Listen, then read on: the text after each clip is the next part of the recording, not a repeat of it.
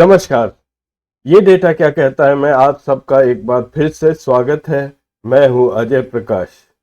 आप जिस भी चैनल पर ये वीडियो देख रहे हैं उसको सब्सक्राइब करना ना भूलें। उससे हम सबको थोड़ी सी मदद मिल जाती है।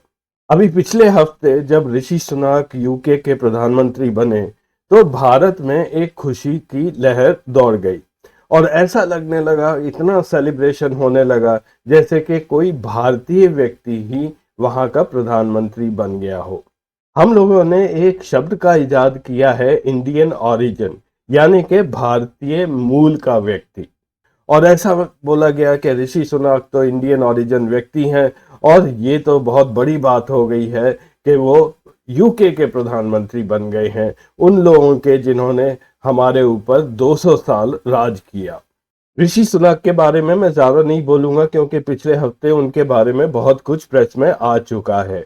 वो सभी जानते हैं कि एक ब्रिटिश सिटीजन है, वहीं पर पैदा हुए, वहीं पर पढ़े, बाद में वो स्टैनफोर्ड गए, वहां से एमबीए किया और उसके बाद एक बैंकर बन के वापस यूके आ गए। उनके माता पिता वो ईस्ट अफ्रीका में पैदा हुए थे, पिता कीनिया में और माता जी उनकी तंजानिया में। ऋषि सुनाक के दादा लोगों का कनेक्शन जरूर हिंदुस्तान से था, प्री पार्टीशन इंडिया से। वो गुजरांवाला जो आज पाकिस्तान में है वहां से वो लोग आते थे और वो लोग बहुत पहले ईस्ट अफ्रीका माइग्रेट कर गए थे। वास्तविक सिचुएशन तो ये है कि ऋषि सुनाक का हिंदुस्तान से कुछ भी लेना देना नहीं है। केवल उनकी पत्नी अक्षता मूर्ति वो जरूर भारतीय थी और वो भी अब एक यूके सिटीजन बन चुकी हैं। लेकिन फिर यहाँ पर हिंदुस्तान में इतना ज्यादा शोर क्यों मच रहा है, इस प्रश्न का हम जवाब ढूंढते हैं। उधर अगर आप वर्ल्ड प्रेस की हेडलाइन देखेंगे, जब ऋषि सुनाक प्रधानमंत्री बने तो किसी ने भी उसका ये जिक्र नहीं किया कि ये इंडियन ओरिजिन के हैं या इनका कलर क्या है या इनका धर्म क्या है। लेकिन हमारी जो हिंदुस्तानी प्रेस थी, इंडियन एक्सप्रेस की हेडलाइन देखिए, Rishi Sunak set to become UK's first Indian origin prime minister. यहाँ पे हमेशा हमने एम्फेसिस किया है उनके इंडियन ओरिजिन पर, और जैसा मैंने बताया वो इंडियन ओरिजिन के हैं ही नहीं। हमारे सब अखबारों ने वो इंडियन एंगल को जरूर हाईलाइट किया। और अगर किसी के बाप दादा लोग सर्टन ज्योग्राफी में पैदा हुए हैं और इस वजह से वो उस इलाके का हम उसे बोलने लगते हैं, तो ऐसे लोगों का क्या है जो खुद ही वहां पर पैदा हुए हैं, क्या हम उनको पाक ओरिजिन इंडियंस बोलेंगे? जरा ये लिस्ट देखिए। ये लिस्ट एंडलेस है क्योंकि बहुत सारे लाखों हिंदुस्तानी ऐसे हैं जो आज के पाकिस्तान में पैदा हुए हैं। लाल कृष्ण आडवाणी, भगत सिंह, मनमोहन चोपड़ा, राम जेठमलानी, खुशवंत सिंह, मिल्खा सिंह, दिलीप कुमार, ये सब लोग पाकिस्तान, आज के पाकिस्तान में ही पैदा हुए हैं। लेकिन हम इनको पाक ओरिजिन इंडियंस तो नहीं बोलते हैं। अब एक व्यक्ति का मैं सीवी आपको दिखा रहा हूं, ये गैस करिए ये कहाँ का है और कौन सा व्यक्ति है। ये व्यक्ति 11 अगस्त 1943 को दिल्ली के एक समृद्ध परिवार में पैदा हुआ था।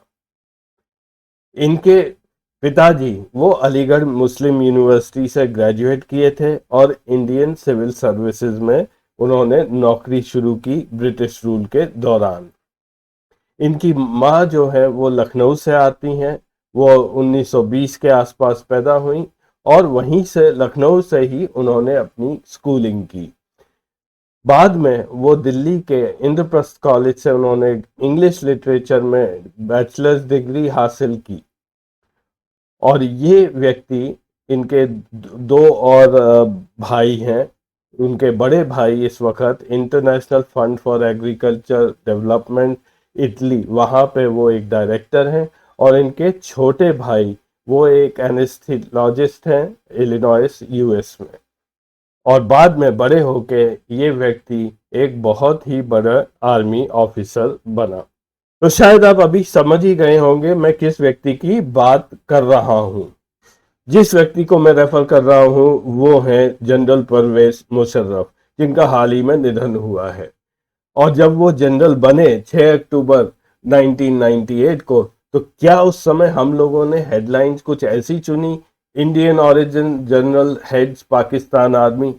ऐसी हेडलाइन तो हमें क्या, शायद जनरल मुशर्रफ को भी नहीं पसंद आने वाली थी।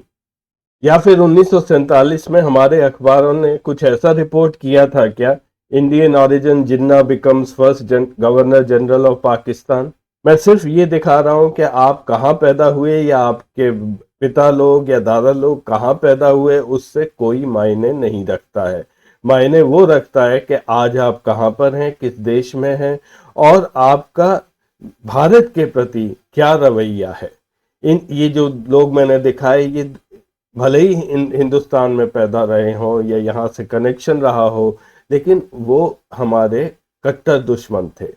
इसी तरह ऋषि सुनक भी, वो ब्रिटिशर हैं और उनका कोई खास प्रेम नहीं है हिंदुस्तान के प्रति। वो एक कंजर्वेटिव पार्टी से आते हैं और जो ज़्यादातर उनके डिसीजंस हैं वो कोई ऐसे नहीं होंगे कि वो इंडिया को फेवर करेंगे। इस वक्त दुनिया में 9 हेड्स ऑफ स्टेट या हेड्स ऑफ गवर्नमेंट हैं जिनका हिंदुस्तान से कोई ना कोई ताल्लुक बना हुआ है। ऋषि सुनक और नरेंद्र मोदी को छोड़ के 7 अन्य ऐसे लोग हैं जो कि इंडियन सो कॉल्ड ओरिजिन के हैं।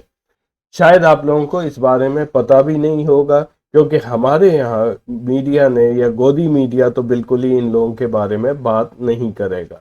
सबसे पहले बात करते हैं prime minister of Portugal, Antonio de Costa. ये भारतीय मूल के हैं क्योंकि इनके पिताजी, हालांकि पैदा वो मोजाम्बिक में हुए थे, लेकिन वो बड़े गोवा में हुए और वहीं पर वो नौकरी भी करते थे। ये पहले भारतीय मूल के व्यक्ति हैं जो किसी यूरोपियन देश के प्रधानमंत्री बने। दूसरे स्थान पर बात करूंगा prime minister of Mauritius Pravind Jagannath की। ये अनुरुद्ध जगन्नाथ जो पहले प्रधानमंत्री थे, ये उनके बेटे हैं और फिलहाल वहाँ के ये प्रधानमंत्री हैं। ये भी प्रोफेशन से एक लॉयर हैं और एक हिंदू अहीर फैमिली से आते हैं।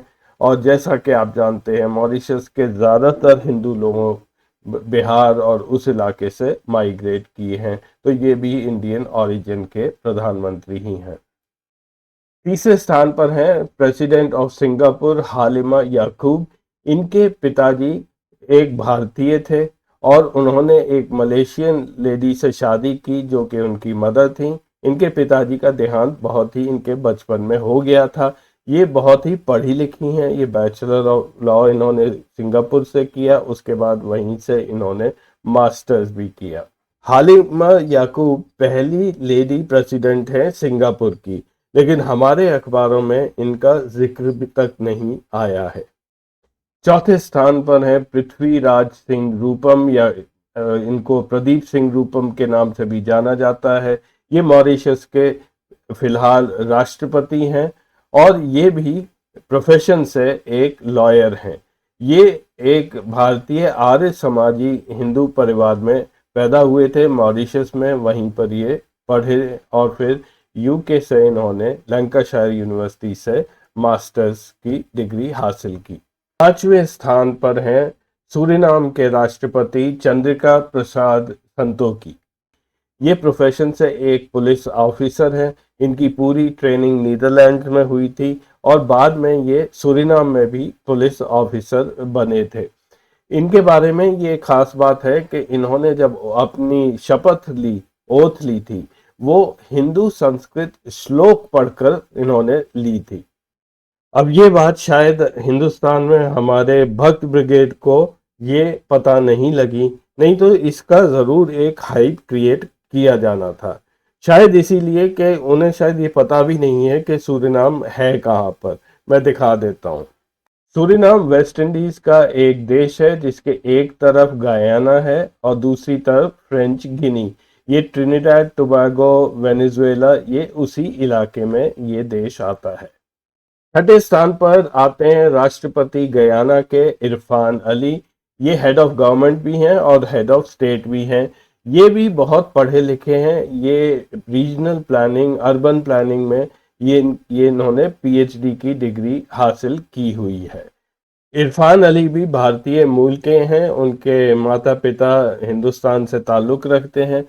ये मैं बता दूं कि गायना जो है वो एक हॉलैंड और पुर्तगाल और ब्रिटिश इन तीनों लोगों ने वहाँ पर राज किया। 1966 में इन्होंने इंडिपेंडेंस हासिल की और ये वेस्ट इंडीज़ का ऐसा देश है जहाँ पे भारतीय मूल के लोग सबसे ज़्यादा रहते हैं।